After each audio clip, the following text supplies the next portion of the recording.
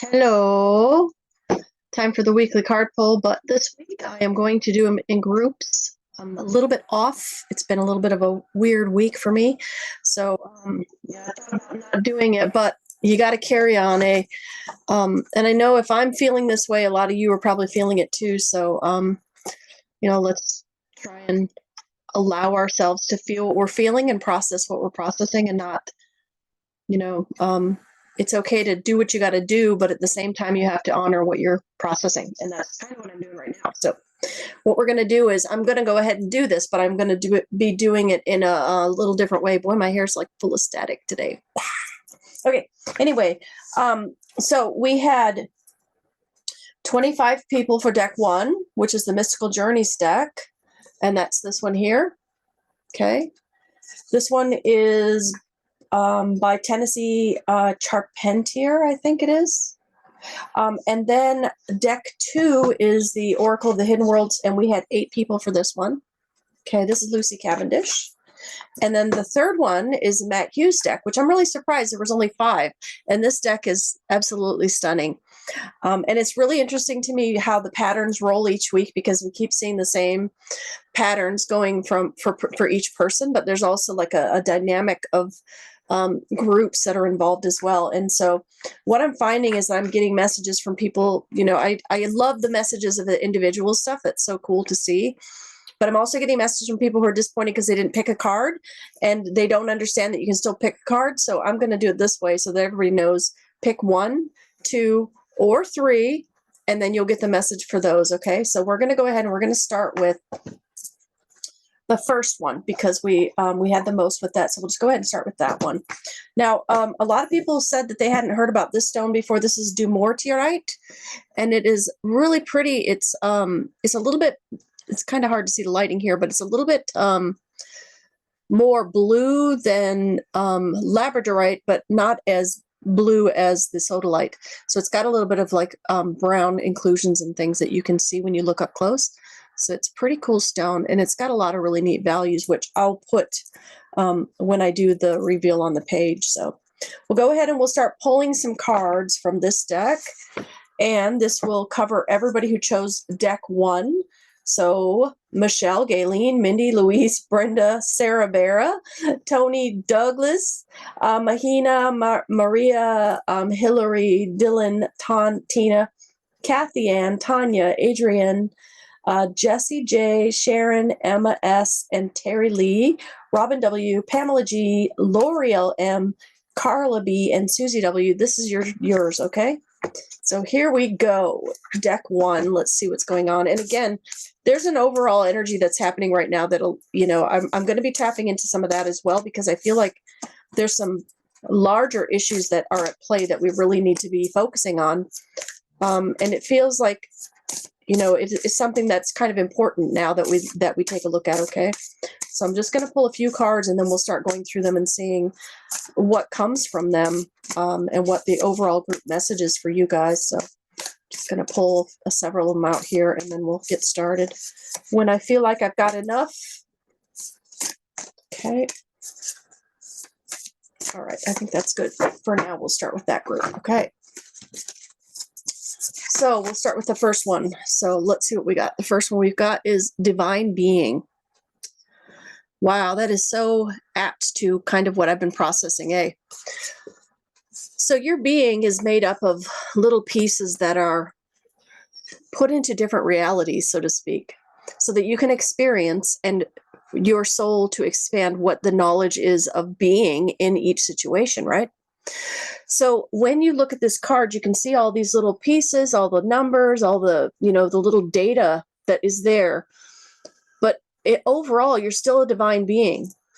And so often we get caught up in these little pieces that we block the information that's coming from our own higher self.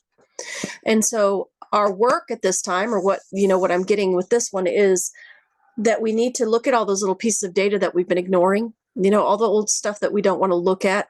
It has to be faced. It has to be dealt with. Otherwise, you have to incarnate and do it again. So if you don't feel like coming back to this place, it's time to do this, okay? So, a lot of the stuff that we run away from is stuff that is actually not that horrible once we face it with an adult mind, because the fear is built up oftentimes from childhood or from teen years or from a time when we weren't aware of the bigger realities of life. And so because our focus was on such a smaller area, oftentimes we don't know all the things that are involved with the situation. And so we take it and we carry it through life. And when we stop and we actually turn around and look at it, it's not that big. It's actually, it's the unknown. It's not knowing what it is that is actually the scary part. When you turn around and face it, you realize that there's a lot of factors involved in any lesson that we take, okay? So that's the first one. Okay, what have we got now? We've got, the next one is rites of passage. Well, shit, isn't that it? That's it right there, isn't it? That's what we're doing. We're going through the dark side. You know, you can't live only in the light. You actually have to look at the darker shadow side. You have to look at all the stuff you don't want to look at. With the rites of passage, it's really funny because I'm actually listening to an amazing book right now by Tanishka. She's in Australia. I think she's born in New Zealand, but she's in Australia, and her book is called The Grail. And I have a copy right here, actually, because my Denita let me borrow her copy. And then I found, so this is the actual hard copy of the book. This is large print for people like me who can't see very well. But anyway, I found a audio version read by Tanishka that's really quite amazing. And it's all about rites of passage and how the masculine and feminine are really at war most of our lifetimes because of the missing rites of passage that we used to have. Okay. So anyway, this is really cool that this came up while I'm listening to this book. So if you want, I will send you the link. I will link it actually below so you can do that. And I've got a code. You can have 2 months free or something. So I'll put that in there as well. So rites of passage, we have to face those areas that we don't want to, because if we don't face our mortality, which is what fear is the expectation of obliviation. You know, the expectation that I will cease to be me, shall I face this? I will cease to exist, shall I face this? And so without those rites of passage, we carry this crap all the way through our lifetime instead of being able to actually work through it. So that's kind of what that one's about. I know a little bit, this might not make sense to you, but I'm sure most of you you're going to understand this stuff. Okay. And then we've got growth. Okay. But where does growth start? It starts in the soil, guys. The soil, our soil, what we have inside of us is where all of these seeds were planted. And we've got to go digging deep into that to find, you know, it's the same message over and over and over again, you know, and that's really weird. I kind of look like, that's me. That's funny. So anyway, yeah, we've got to go in the soil and really dig that stuff out and plant new seeds. You know, if we look at the old seed and we see that it's damaged, we take that seed out, we put a new seed in, and then we're blossoming and growing something that's absolutely ours. It's not something that someone gave to us that is tainted or rotten. And so that's really important. And again, you know, the next card that comes up is resistance. You know, again, we're looking at the big picture. We're afraid. We're like, oh my gosh, what is that I have to look at? But once you go through it, then you can take any journey you want. You can go to the next gateway and the next gateway. And then you come to a place where you've worked through so many things that when it comes to you, like right now, what I'm going through, you know, I recognize it immediately as this is something I need to dig for. And so I welcome it and I wait for the messages to come. I still function. I still get my kids ready, you know, get the kid ready for school, you know, have their friends spend the night, do all that kind of stuff, just like every other person. Still have to do my laundry, blah, blah, blah, you know. But the thing is that knowing that once I get through this, I'll be a lot stronger and a lot smarter, and I'll be able to, you know, clear the path ahead of what I need to be doing. And so that a little bit, we'll talk about that later, but, you know, part of resistance is distraction. And this for me is what's coming up right now. And so I'll talk to you, like I said, a little bit more about that. So where is it that you're distracting yourself? Where are you putting your focus to keep yourself so busy that you're not actually able to look into that? Okay, that's another key for you guys. And then we've got healing hands. You are not alone in this. You know, there's so many people that are going through the same process. And when we don't talk about it, we don't know that, we know our friends are going through the same thing we are. You know, I'm really lucky because I've got my little group of friends, Denita and Tracy and Jane. You know, we talk every day, and Louise and Tina, you know, and, you know, these guys are people that I can talk to every day, and we're all going through the same thing, and we all talk about it. So it's important that you remember you've got people around you who can help you, and if you don't, then start creating that circle. You know, there's no reason you can't make that happen. But it is really important. We can't do it alone. We do need to have someone else there to help us. Okay. So try to reach out and see if you can find someone to help you with that. Oh my God, this is so cool. I was just talking about this, wasn't I? Life review. For fuck's sake, guys. You can't get more of a clear message than this, right? These are all aspects of you. Right? Which one do you want to be? Do you want to be the victim? Do you want to be a perpetrator? Do you want to be, you know, a scared person? Do you want to be somebody who is angry all the time? You know, when I feel anger, I stay home. I don't want to put that out on other people. You know, I'll even tell my husband, I'm going to stay in my office because I'm bitchy. You know, you stay out there and have fun.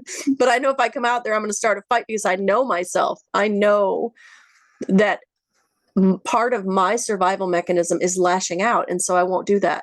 You know, I'll keep it to myself. I will keep it here in my sacred space and create a healing tonic for myself, with music and art and creating and whatever it is that I need, essential oils, you know, Bach flower remedies. I don't give a shit what it is. I will try it all until I start to feel better. And part of that is working with you guys and talking to you guys and, you know, trying to help you get through the same stuff I'm going through. And so, yeah, we are all going through the life review right now. And part of the reason that we're doing the life review now is because we don't have to do it when we go over to the other side if we do it now. If we learn our lessons now before we go over there, we can change the trajectory of our contract and start going in the direction where spirit is leading us now, instead of letting the past stop us from moving forward. Okay. So that's pile one. Okay. Now we will go on to pile two. And this is the Oracle of the Hidden Worlds. Ouch. This is actually a really cool deck. And bring it back. Lucy Cavendish again. It's really cool. The stone on this one is the Leopardskin Jasper. And I think it's also rhyolite or something like that. I'm pretty sure it's rhyolite. But it's actually a really cool stone. And I got this one when I did Denita's workshop. What's Up 2023, I think it was, or 2024. Anyway, this was my stone of the year last year. And yeah, it's pretty appropriate. So that will be posted when we do the other part.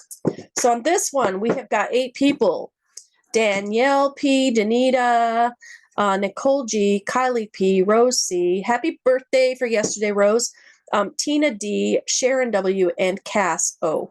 Oh, and Louise, happy birthday for today. Okay, so I've got your present. It's actually sitting over there, like right there.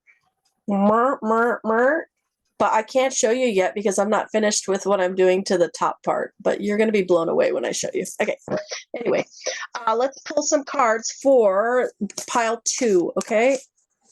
So I'll see how many come out, and then we'll do this. And again, you guys, you know, just because you pick pile 1 doesn't mean that something in pile 2 doesn't apply to you. So, you know, these, again, we go through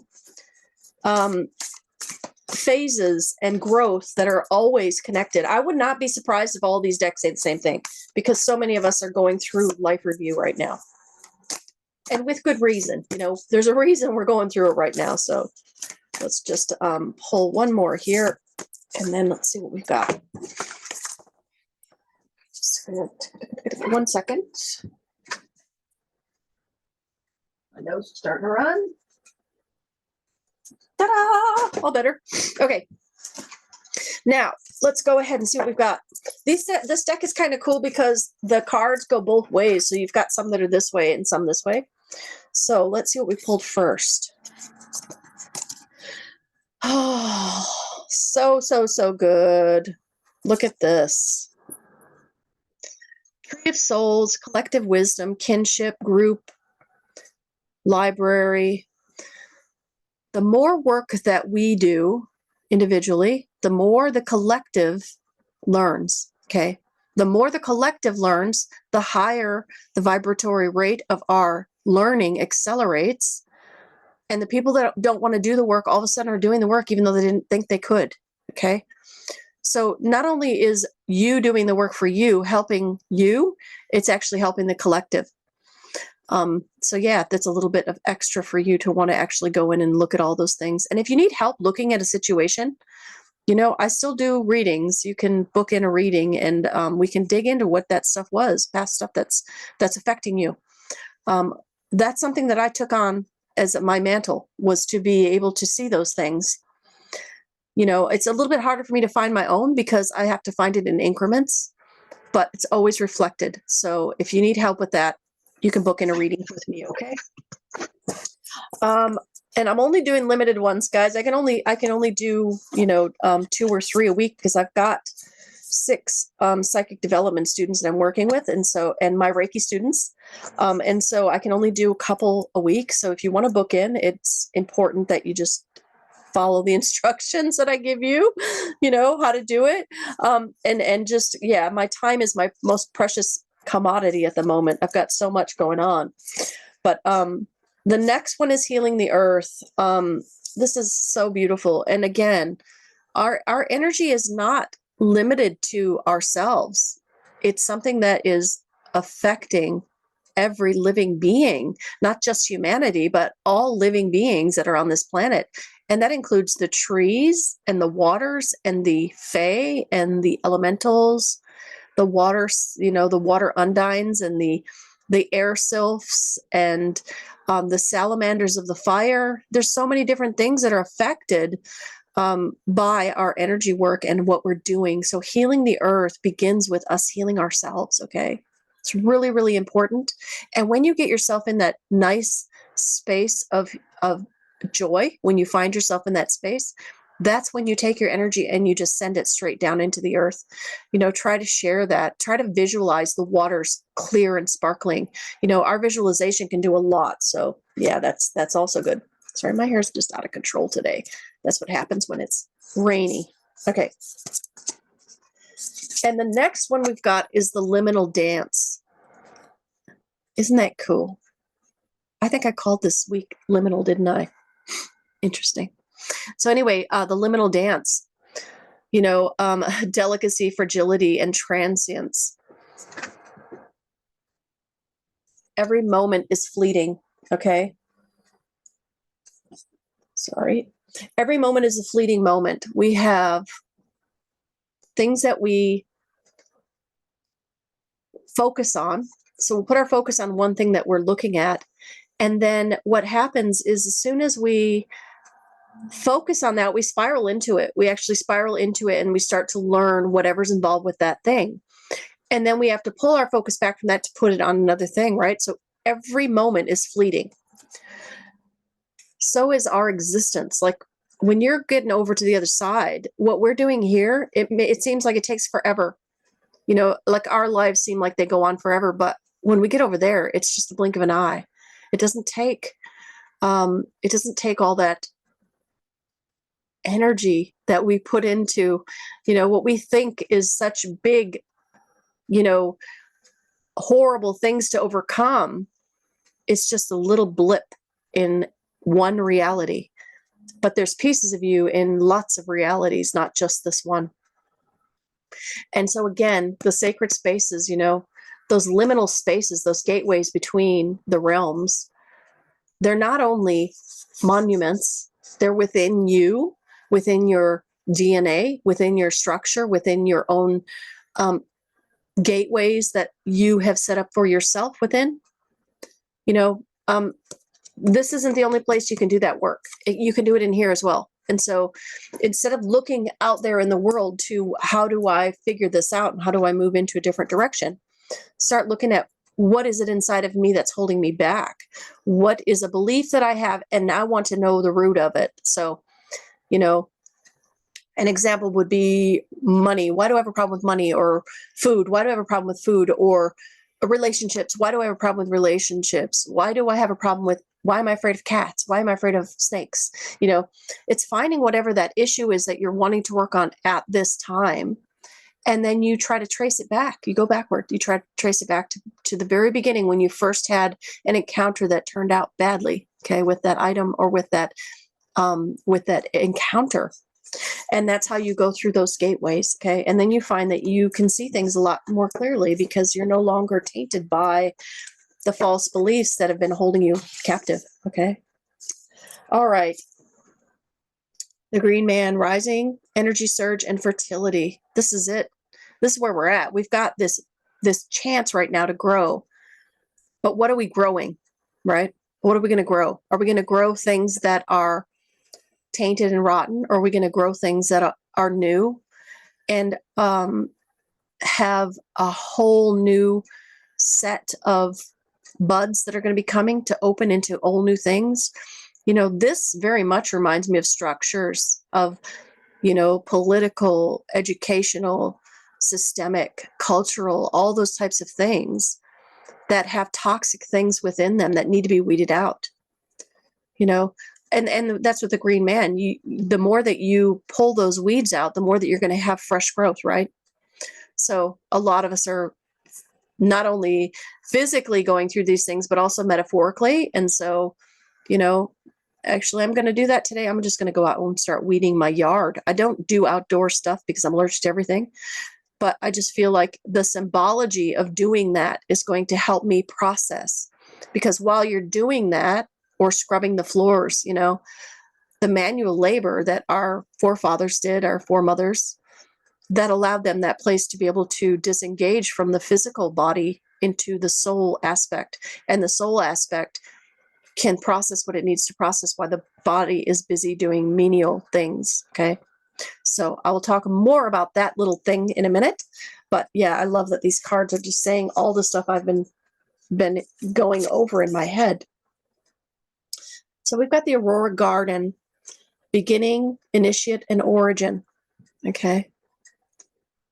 Now that building there, it looks so much like where we go when we do our past life work or where we go to the Akashic records. The origins that we think we know or what we've been taught, that's what our mental faculty thinks, okay? That's not necessarily the only truth. There are other areas of origin that also contribute to who we are. And the more that we recognize those and honor those, the more that we will be working from a more balanced way of being in the world, okay? And not only this world, but in all of them, we can move between them. So finding our origins is really important, okay? Because, you know, that's where we all go back to, regardless of anything. Our energy is all the same. Everything that has been created stays created in some form, okay? It just changes shape. Oh, beautiful. Look at that. Another view. Temple of Dreams. Sacred Dreams, Prophecies, and Dream Journeys. Now, we talked about this a little bit last week about how everybody's processing through their dream states. A lot of work going on in the dream state. I'm going to put this closer so you can see it.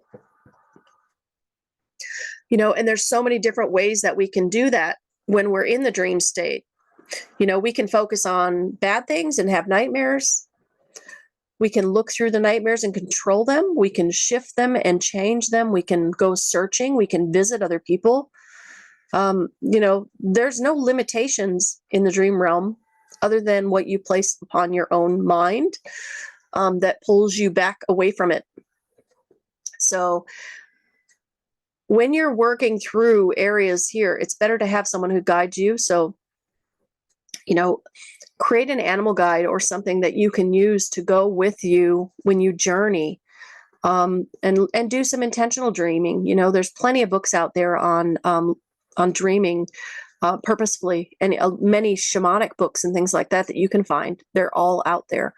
And this is one of the ways that that you can work through stuff. When you can't find it in your mind, you can work through it in the dream state, okay? So I recommend that everybody in pile 2, and probably everybody else, keep a dream journal and write everything down, because what's going to happen is you're going to start to see that. Okay, you start to see your pattern of what it is you're supposed to be working on. If it's money, you'll see money dreams over and over and over again. You'll keep feeling broke. You'll keep feeling, broke. Or I mean, not broke, but keep feeling like you don't have enough. You don't, all those types of things. You'll have dreams of being homeless, or, of being hungry. All those types of things will give you the insight to be able to know where to dig, to figure out what it is that's holding you back, because we all have something that's part of it. We incarnate with our life plan. We take on as many lessons as we think we can handle. And oftentimes we take on more during our process while we're here, if we go through them real quickly. And then what we do is we go as far away from who we are originally, the divine spark. We go as far away from that as we possibly can, and completely enmesh ourselves in physicality. And not only this physical reality, but other ones as well. And then we have to find our way back home, and that's what we're doing. We're finding our way home. And a lot of us are getting really close to being able to go home. And so this is why we're getting this final push to really try to get through some of the stuff that we've been working on. Okay. So the next one is deck 3, and that's the Dreamscape. Now this one is really cool. We got this one. We did the pre-order when this one was coming out, and it's really such a gorgeous deck. Look at how beautiful that is. Okay. And they've got little gold inlays, and they're just so beautiful. Kind of Art Nouveau, but shamanistic. And I was just talking about the dreams. Look at how it just like fell right into dreaming. Okay. So we have got, for this one, we had 5 people: Davina P, Melissa P, hey cuz, Harmony Charm, Tracy D, and Christine G. Hello, cousin. So we've got, 2 of my cousins picked this one, eh? That's kind of interesting. All right, so let's go ahead and see what we get for the Dreamscape one. And yeah, we'll just see how many cards want to come out of here. Okay, let's see how many we can find. When I was younger, this was one of my favorite colors. Everything I had was like mauve. No, it's not a true mauve, but it is very similar, and I love it. Love that. Okay, and I think we'll just go with one more. Okay, let's see what we've got. Okay. Oh, that's beautiful. All right, guys, I'm just going to have to cover something up because I don't want to get myself tagged here. The light. Okay. This is beautiful.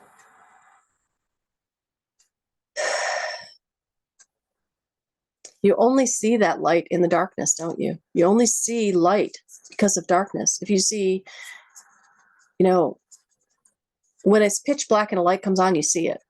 If everything's light, you don't notice it, right? This is very much about finding that balance, you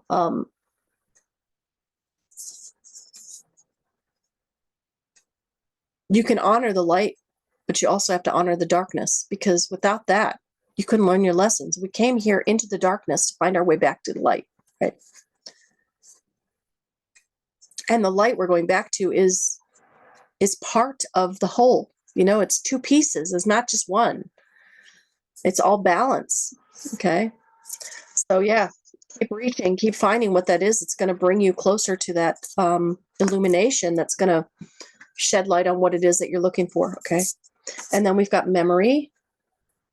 We were just talking about this too, weren't we? Our memories are holding the keys right now. Fuck, these cards are so good. Death Mother. Facing our mortality. We were just talking about that, weren't we? So we're collectively going through a rite of passage, is what it looks like when you look at all the decks together. And not only that, what I've been feeling myself and what a lot of my friends are going through, not only that, what we're seeing coming around us in offerings that are coming to us, but, the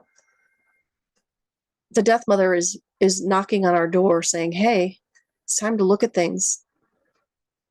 We've got to make peace with the Death Mother before we can move into fully embodying all of who we are.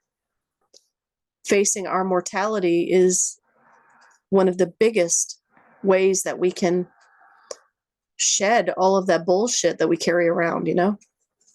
Okay. Let's see here.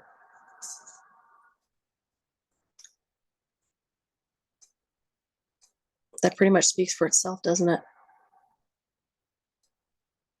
What is it that you don't want to see? What are you not looking at? Everybody has the ability to see, to figure things out, to move in that direction. Okay. Open your eyes.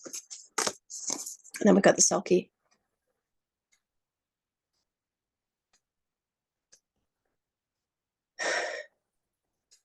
Shedding our skin.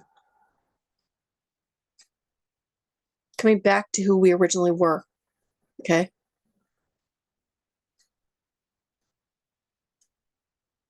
Before we come into our incarnation, we have a plan.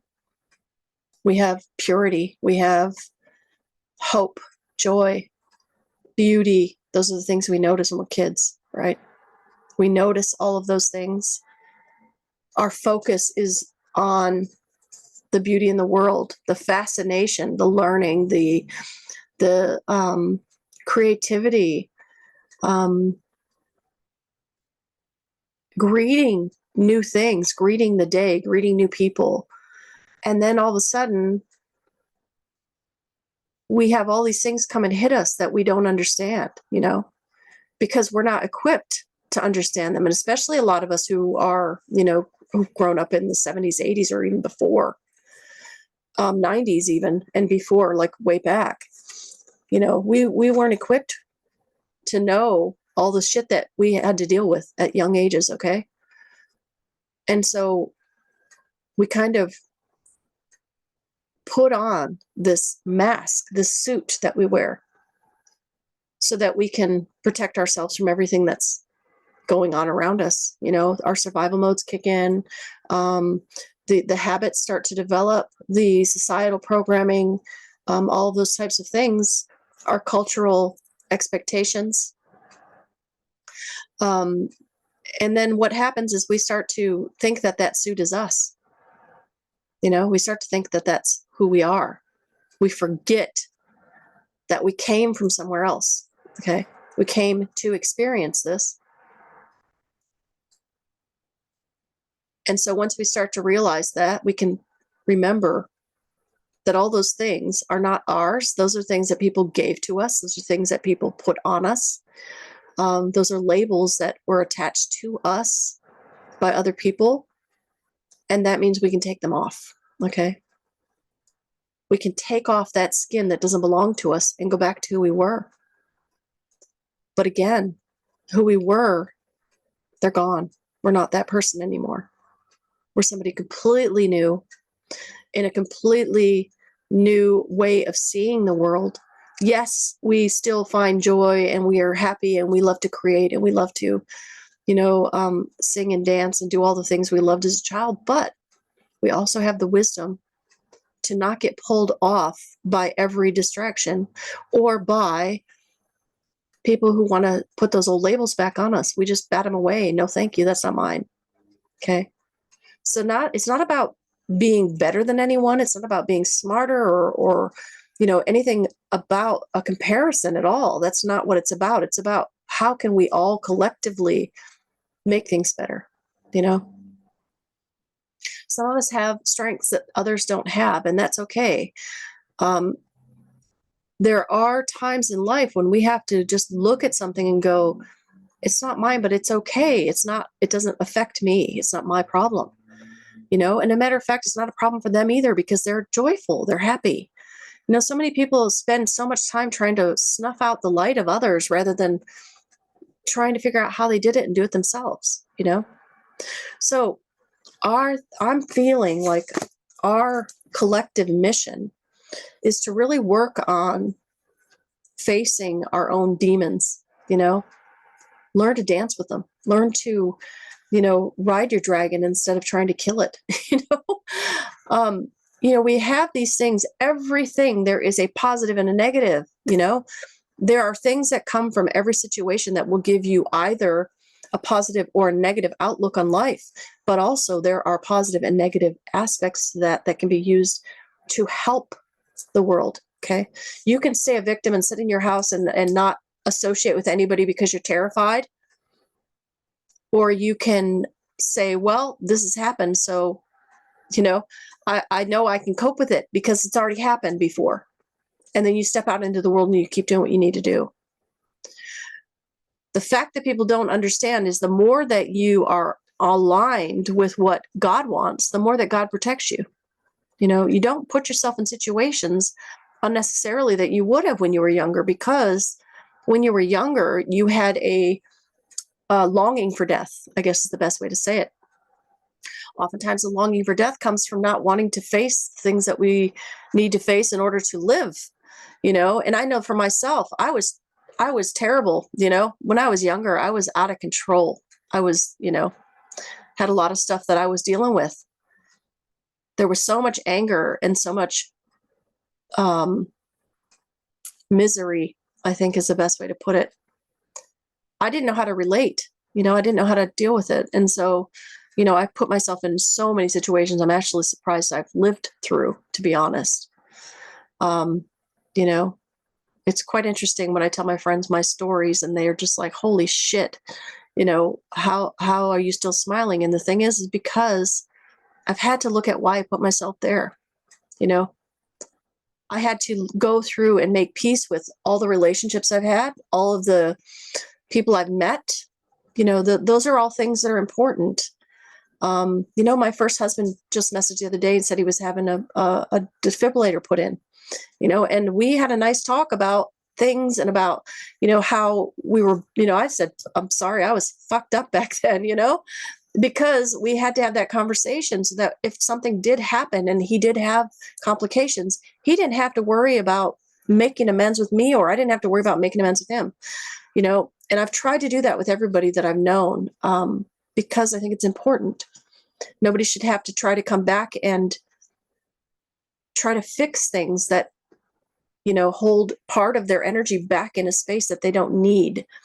So if I can get you guys to just find one person in your life to have that conversation with, you'll find that there is a lot of stuff about yourself that you'll remember that you didn't think you would remember, right?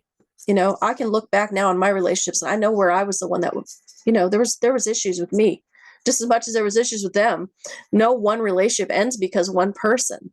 Every relationship ends because both people have problems. Otherwise you work through them. Okay. And that's why Brent and I work so well, because we both know that we've both been on our knees sobbing, for each other. And still the other one would not run away. We've gone into those dark places together. And that's what I want for all of you. I want you to open that up, start having those conversations with people, get down on your knees and cry if you need to. It doesn't matter. Apologize. If you've been an asshole for 30 years, you need to turn around and apologize. It's all about owning our shit so that we can change the world. We cannot expect to have leaders, people who are educating our children, all these things. We cannot expect them to change if we aren't willing to do the work ourselves. Okay. And I've been saying this for so long, and I think I've just gotten to that point where, it's time, guys. It's time to do the fucking work and quit fucking about. All right. There's just no time left for this shit. We got to move forward. We've got to move forward for our children, for our grandchildren, great-grandchildren, everything. It's time. Okay. So that's me and my soapbox. And I'm talking to myself as well. Don't worry. So that's this week's cards. Now, a couple of announcements. I've got Reiki classes set up on my website. Reiki 2 tomorrow. I still have room. If anybody wants to do that, get a hold of me. I've got Reiki 1 on April 6th, and then a 3A in May. I'll be doing a second set, June, July, August of Reiki classes. And then the master teacher, again, will be November or late November, early December. So if you want to start, payments are fine. If you guys want to set up your payments ahead of time, and just message me if you think you're ready and you want to do those types of things. Okay. I think Dylan's going to be teaching his Reiki for Reiki 1 toward the end of the year, but I'm not sure. And I know Tracy is teaching, she's ready. She's teaching now. So that's also two other people you can reach out to. I am putting my focus into my patterns at the moment. Like I've got probably 100, maybe 150 crochet patterns that I have not published. I have over 400, probably 500 by now, poems that I need to get done and published. That's where my focus is going to be. So I will be doing these, but it's not going to be individual because I feel like this is a better way to deal with this. And also, Denita's having a big sale, guys. She's got a clearance thing on her website. If you go to the Woo Woo Shop, .co.nz, she's got a clearance section on her header. If you go in there, she's having a big sale on some of her cards because her cupboard's got too full because the new cool shit is coming. So there's some really cool ones there. So if you guys are feeling like you need a new deck, head on over there and we will see how this goes and to try it again next week. Okay. All right, guys. Thank you. And I appreciate you all. Okay. Oh, the winner this week. With Rose. Okay. All righty. Rose is the winner. Bye.